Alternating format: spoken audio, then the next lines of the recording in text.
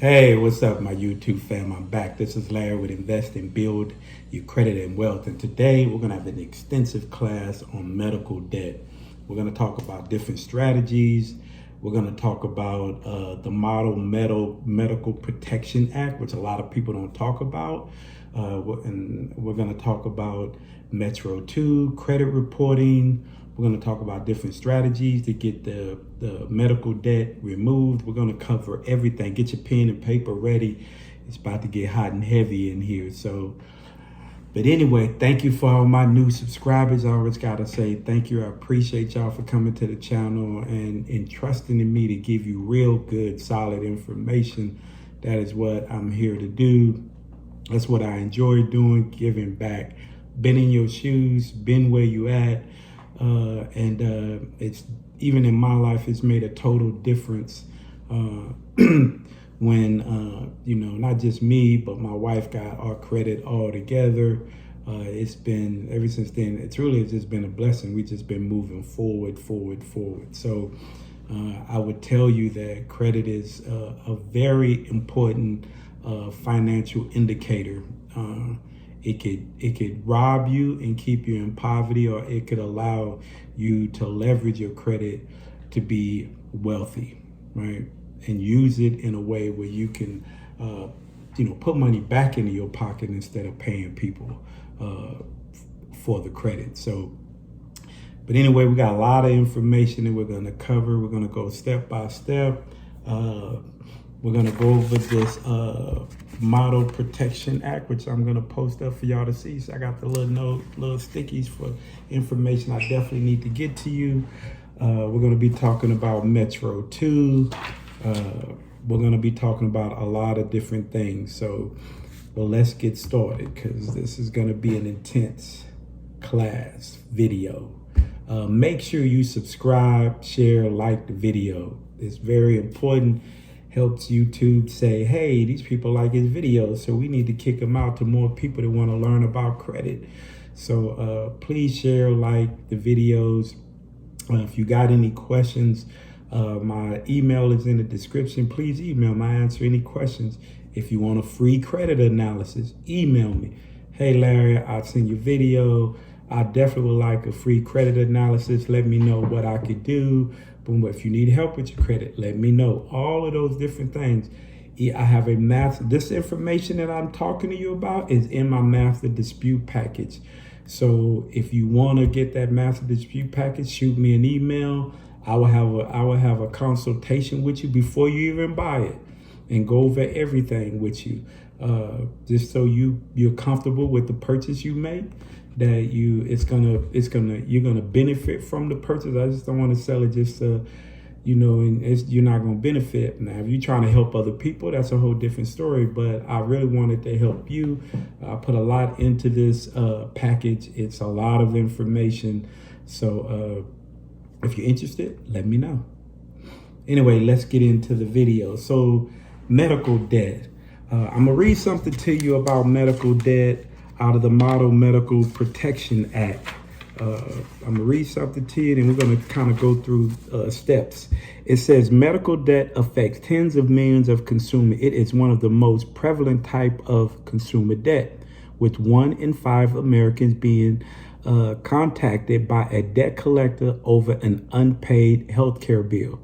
20% of Americans also have at least one medical debt collection item on their credit report, and over half of collection items on credit reports are for medical debt, right? And what's so important about, someone say, I've never heard of that Model Medical Protection Act. They don't be doing their digging. I do my digging. I just don't look at the Fair Credit Reporting Act or the Fair Debt Collection Practice Act. This is a very important act that they put together. And I'm going to talk to you a little bit why. It says to help address problems of medical debt and increase transparency. The ACA created a requirement that nonprofit hospitals adopt a financial assistance policy. The ACA and its implementing regulations also govern the debt collection activity of nonprofit hospitals restricting them during certain time periods until a determination is made as to where a patient is eligible for financial assistance. So a lot of people are in COVID, probably some people are still in COVID, probably still are not making and working and making what they were making before COVID. A lot of businesses went under because of COVID. So this policy is another piece of information to help you make determinations to how you want to handle your medical debt, right? That's what's so nice about this. And we're going to cover a lot of things about it in here. It's a lot of things in here along with some of this other information I done laid out for y'all. But let's go. What's the first thing that you want to do, right? The first thing you want to do is you want to send off a letter, a validation letter. I use affidavits because I ask a lot of questions in my affidavits. So you can send a validation, you can send an affidavit, you can send something to them asking them to provide information about this medical debt. It's very important for you to do that. Why is this so important? Because I've seen letters that the language is that missing language that is required in a medical debt collection. It is language required. I have a video I'll post it up that you can watch. It covers the language that is required in a medical debt collection. There's little things. There's court cases where in the little glass thing, they could see that there was a medical debt and a bill owed, which was a violation. Nobody should be able to see any information like that through the glass and won their case. There's other information like they can't send on that first initial letter. There can't be a PO box. It has to be the corporate address, right? It's got to have the hours of operation and phone number. There's a lot of information that need to be on there. That statement that says this is a communication between a debt collector. Any information can and will be used against you. All that information must be in a debt collection letter. And if it's not, they're in violation of the Fair Debt Collection Practice Act. So that's why it's so important for you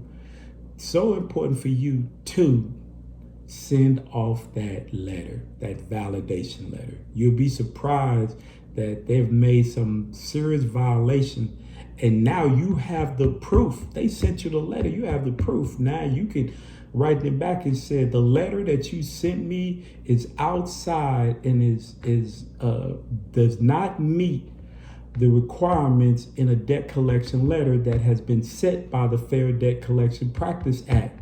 I have proof that you're sending this letter out because you sent it to me, right? Remove this debt from my credit report.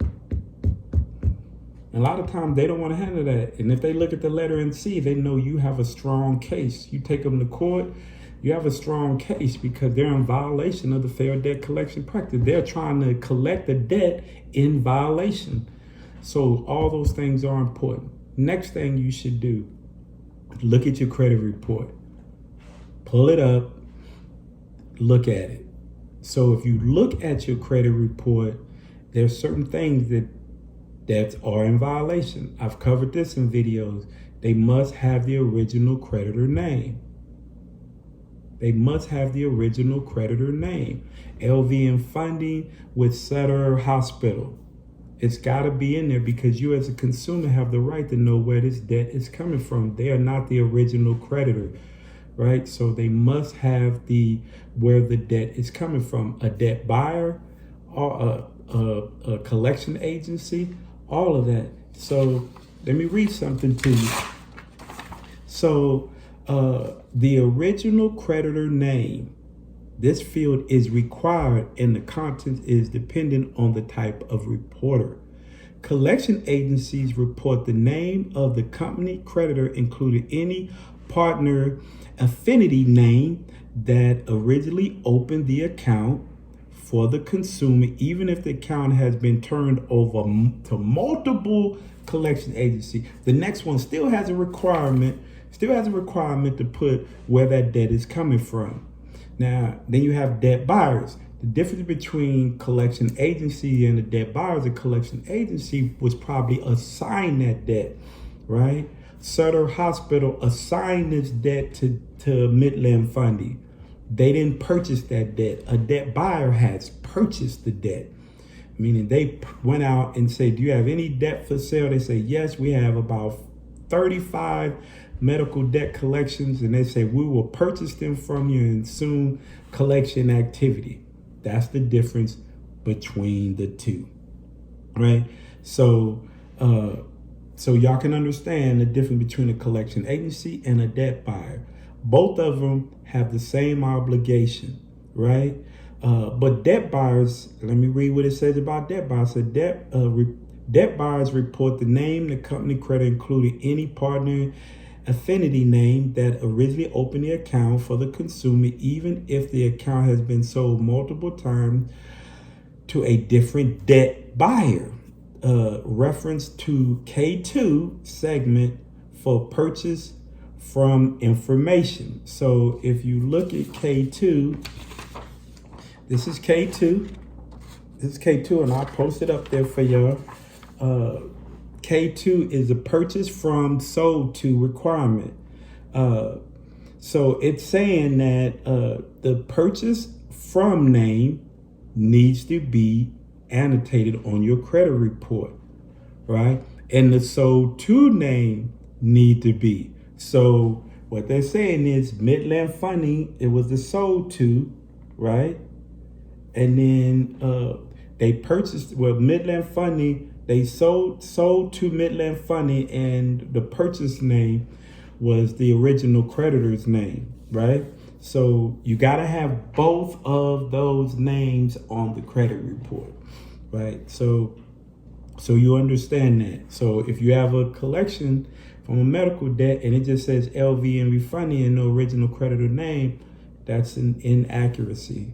It needs to be corrected, and you should dispute that.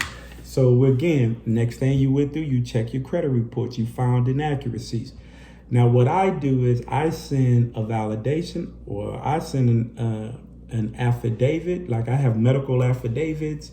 I send an affidavit and I send a dispute at the same time. I don't send one or the other, because for one, they should not be verifying a debt. When you send a letter, they have to verify that debt with you before they can verify it with the collection agency. They cannot verify that debt with the collection agency, and they're not even verify that debt with you. So I send them both in, because I want them to be both trying to figure out what the hell is going on. That's just me, right? I send them because I want them to know I'm on notice, and I'm letting the the credit bureau know, hey, this is some inaccurate information and I need you to fix it or delete it. Some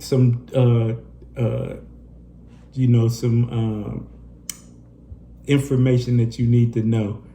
Getting tongue-tied. Some information you need to know is that a disclaimer, that's what I was trying to, disclaimer is this. People think because something is inaccurate that it automatically has to be deleted. The same way you have a right for getting inaccurate information updated, the creditor has the same right to update that information to be accurate. Now, if they can't update it to be accurate, then it needs to be deleted. Or if they don't respond in a time, 30 days to the credit bureau, they must be deleted. But some people get frustrated because they see update information, because the original creditor does have a right to update to accurate information, right? So that's just something everybody needs to know, because you need to know everything to be effective when you're trying to get stuff removed. Because if you understand it all, you're much more effective than when you're not, right? So we talked about the original creditor name. Now, there's only certain fields that should be filled out. It should be the original. Well, first it should be the debt buyer, original creditor name, account number. It's a collection account. It was opened on this date. The open date for medical debt is when they received it within their office, right? The balance, the high balance, and the date of last activity, and payment status should say collection account or medical debt. Should say medical. They should annotate it as medical. If it doesn't, it's an inaccuracy, because we need to know what kind of debt it is. It's because FICO looks at medical debt differently than it does a credit card debt or an installment loan. That's why it's so important for it to annotate it's a medical debt, right? So we talked about how it should be reporting, what you should do, all of that stuff. Let's move on to the Model Medical Debt Protection Act. So some things you need to know in this guide. They have what they call a financial assistance policy. I'm gonna read just this little bitty skip, and I'm gonna get more in detail in it. It says the guideline for discounts under the financial assistance policy. Under the Model Act, if a patient's household income is at or below 200% of the national poverty level, the FPL, then the hospital or healthcare provider must offer free care. Y'all didn't know that. A lot of people have been out of work. Lost their job because of COVID, and their income has drastically been decreased. And they may be in that realm that fall up under or close to the poverty level. You should be asking your medical facilities, do they provide financial assistance? Under the Model Medical Protection Act, especially for nonprofit medical facilities, they should offer a financial assistance program, right? So let's get into a little bit deeper. Underinsured patients. Not saying they're not insured, but they're underinsured. Hospitals at times argue that they cannot forgive copays or other patients' cost sharing because to do so would violate their contract with insurers. Listen to this. The Model Medical Debt Protection Act clarifies that there is no contractual violation if a healthcare provider provides some or all of a patient's copay, coinsurance, or other cost sharings. So that's why knowledge is power. If they try to tell you that, you could just pull out this Model Medical Protection Act and say that's not what is stated in the Model Medical Protection Act. If a patient is in the process of appealing a denial of payment by insurer, the healthcare provider must allow an appeal process to proceed and refrain from collection or credit reporting while the patient's exercising their appeal right. That's why stay on top of your medical debt. If your insurer flags it, appeal it. Don't just let it go. Appeal what they do. For one, it's going to give you more time to think about, if it doesn't come back right, what could I do? Do I need to start putting a little bit of money away? What do I need to do? It buys you more time.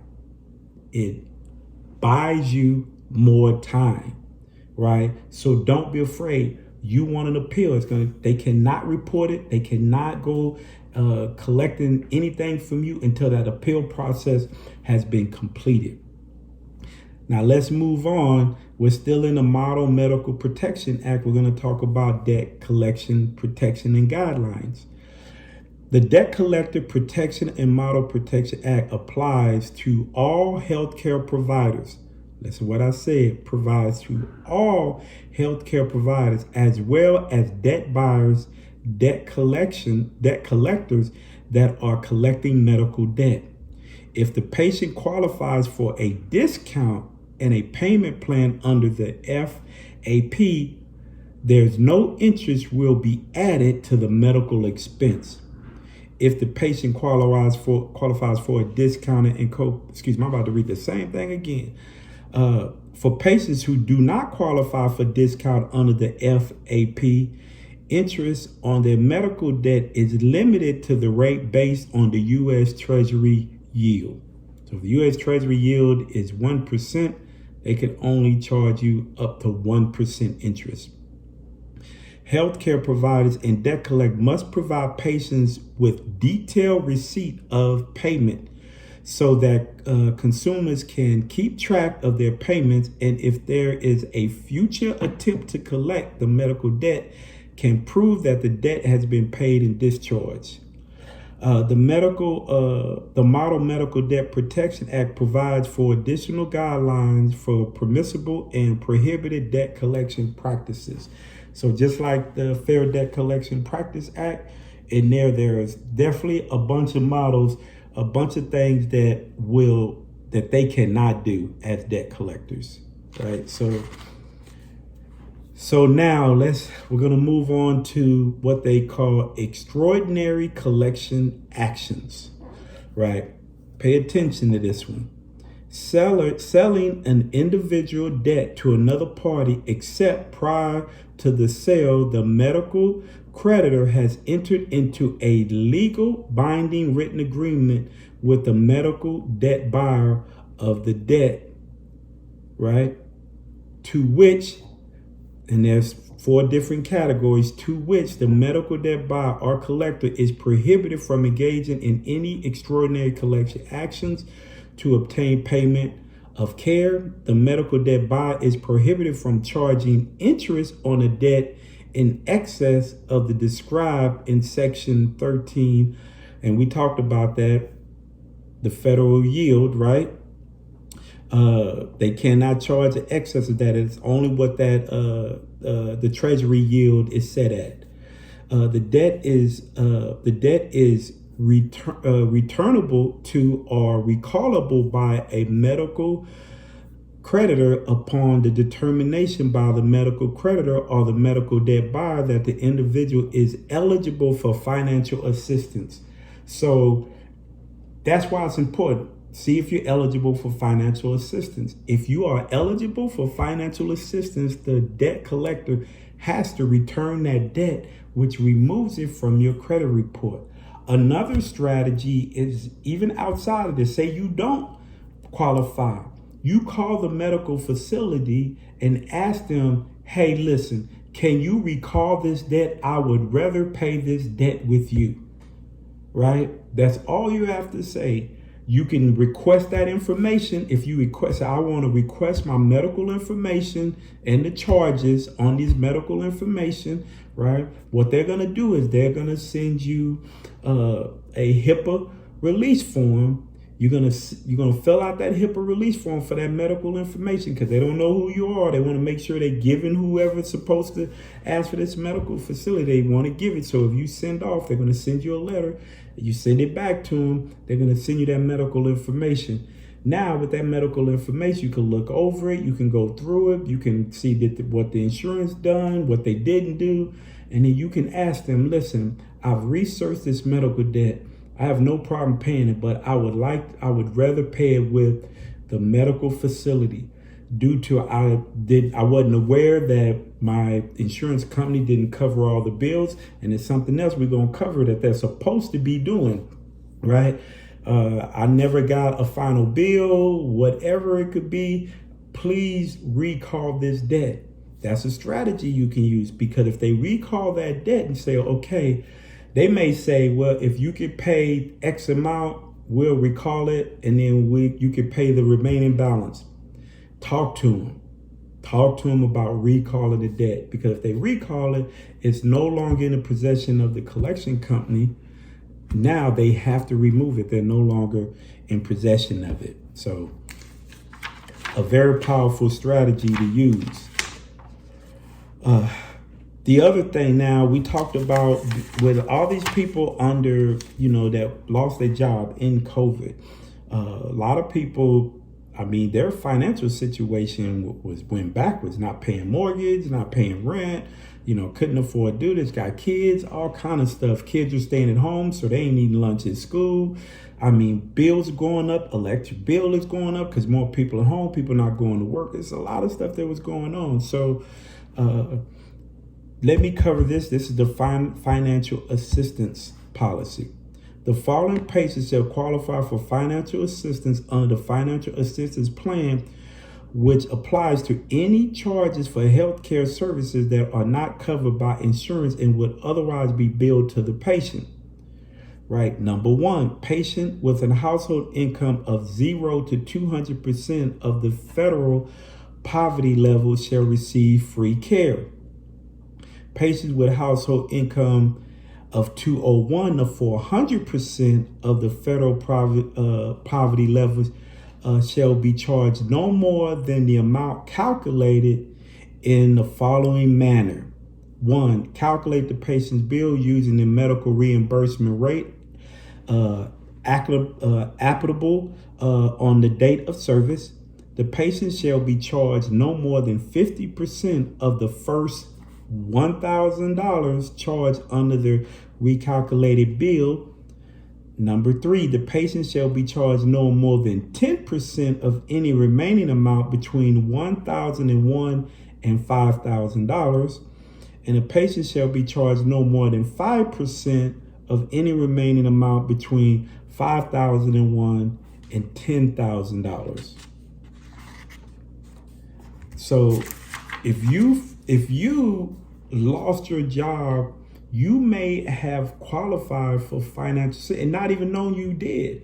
So listen, all this stuff is in my master dispute package. That's why I said if you want to know about my master dispute package, just email me. It's got all this information in it. It's got a lot of information. So everything I talk about is in that package. That's why it is definitely a powerful package.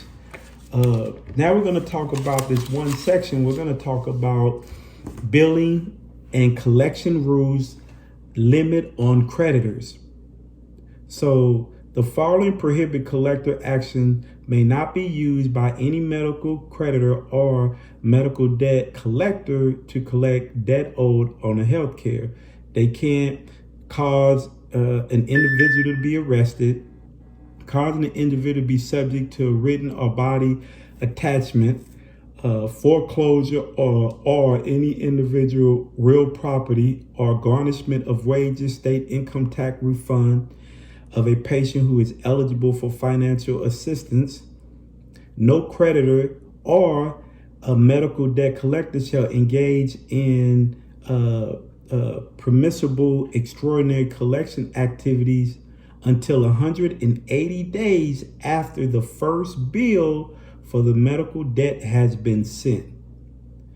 At least 30 days before taking an extraordinary collection action, a medical collector or medical debt collector must provide to the patients a notice containing the following.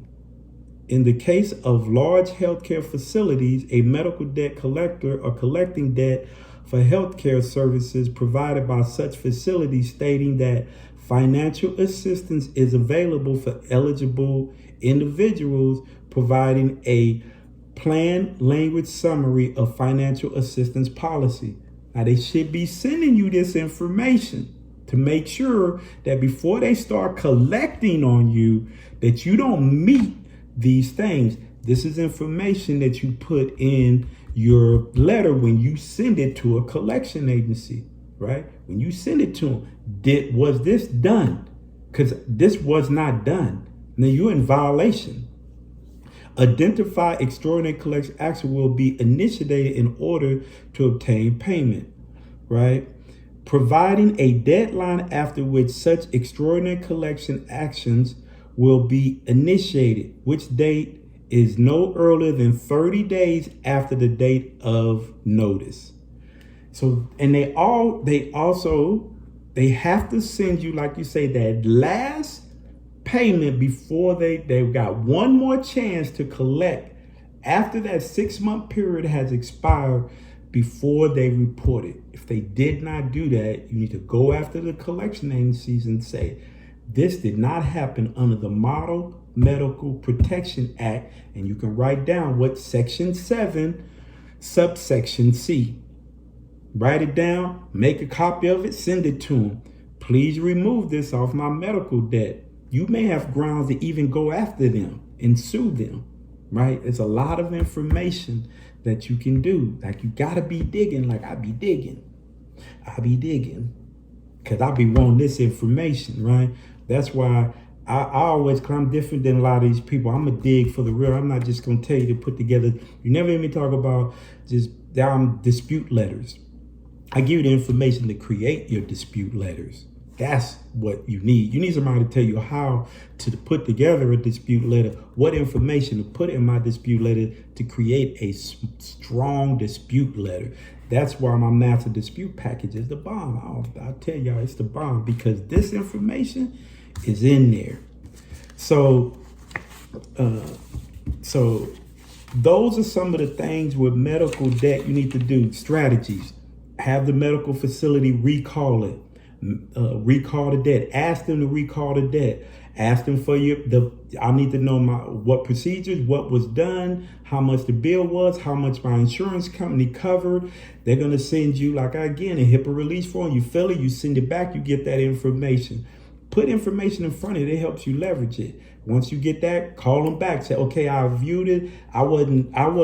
The insurance company didn't notify me of what they didn't pay. I never received the final bill after my 130 days to say, hey, this bill before extraordinary collection activities happen, which means reporting it on my credit report. None of this stuff happened. So can you recall the debt? Since there was some things that wasn't followed, can we recall the debt, and I will take care of it with you?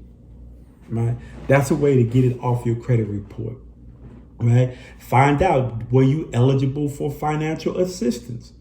If you may have been eligible, you lost your job, your husband lost a job, a bunch of other stuff, you may have failed right in the category for financial assistance. And did they send you a letter telling you that if you were eligible for financial assistance? Did they even ask you? Did they even tell you, for that last letter before they didn't even give you any of that? They didn't tell you any of that. They were supposed to notify you to say, were you eligible? Did you see if you were eligible for financial assistance? It was one. They just skipped that stuff and they just send it out to you. And because we're not educated, they get away with it. That's why I'm all here to educate you on the real powerful things that help you, especially if you're trying to get medical debt removed off your credit report. Make sure when you look at that credit report that the original creditor name is on there. Make sure you look and make sure they're not trying to put a past due balance, date of last payment. You were late 120 days. They got information in the 2-year history, like you made payments to them. All that stuff is inaccurate. Look at that. That's how you get that stuff removed. All this is powerful. Affidavits. Send in. I got affidavits. If you want an affidavit, let me know. I hit you. If you want the master dispute package, email me. Let me know. If you want a free credit analysis, I will give you a free credit analysis. I will let you sit down and cover everything about your credit report and tell you what to do. I am truly here to help you. I am blessed. I am truly here to help you, right? If you want me to help you with your credit, I'll help you with your credit. All of that, you know what I mean? So it's all about understanding what's important and what's in front of you and the leverage you have in your case, right? So I appreciate any questions. If I missed something, email me. It's in the description. I answer everybody who emailed me. They'll tell you, people in the comments. If you somebody that reached out to me, leave in the comments if I got back to you or I didn't. He didn't, and keep it real, honest.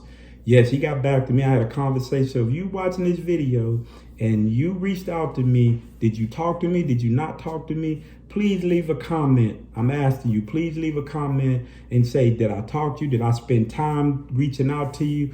Just keep it real, because this channel is all about keeping it real and help you. And please hit the subscribe, please share, please like, leave a comment. Steady trying to grow. I am going to be growing this channel to tell you how to build your credit, how to leverage your credit, how to invest, because I'm a big investor, man. I'm all about that investment. I'm telling you, You know what I mean? But anyway, that's why I'm gonna tell you, I'm big investments, made really good money. Went out, bought me a Mercedes. You can go check out my car channel too. You can go out there and see all C63S smoke if you want to see that Mercedes that I ended up purchasing, that I put a big build on, and cars about 1,000 horsepower. It's all about leveraging my credit and knowing how to use my credit to my advantage. Go and check it out. Durango, 2020 Durango, C63S Mercedes. It's all about leveraging credit and using your credit to your advantage. So come check me out.